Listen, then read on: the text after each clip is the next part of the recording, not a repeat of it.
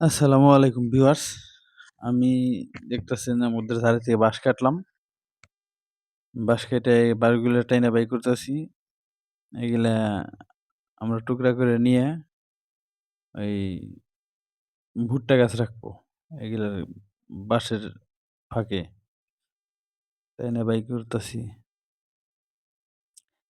অনেক রোদ উঠছে, গরমও পড়ছে ভালো রকম। কিন্তু কিছু করার নাই। এটা করতে হবে। আমার আবার ঢাকায় যাওয়ার সময় হয়ে গেল। আর যা রোদ বৃষ্টি তো প্রচুর। এ রোদ বৃষ্টি নাই, রোদ আর গরম। বৃষ্টি হয় না দেখেই মাটিগুলা খড়খড় হয়ে গেছে। এমনিও একটু আমাদের বাড়ির পিছনে বারান্দায় বালি মাটি বেশি।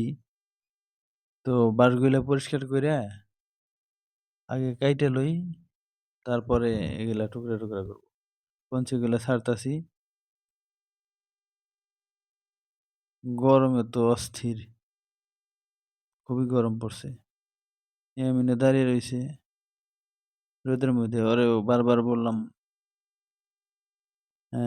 গাছতলায় যাইতে, ঠান্ডার মধ্যে তা গেল না। আমার পাশেই দাঁড়িয়ে রইছে।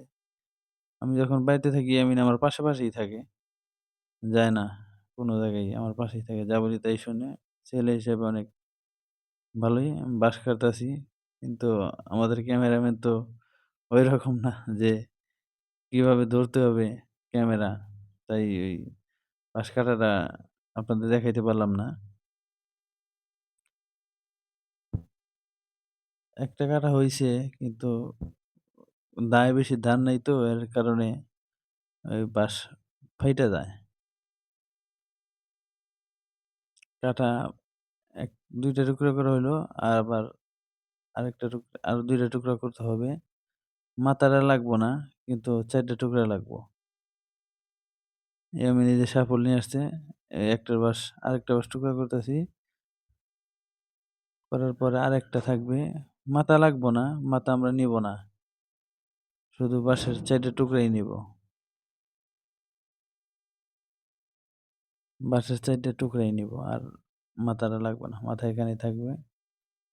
তো আমাদের আমার পিছনে দেখছেন যে কচুগালা, ওই লতি কচুর গাছগুলা খরায় মইরা যাইতেছে।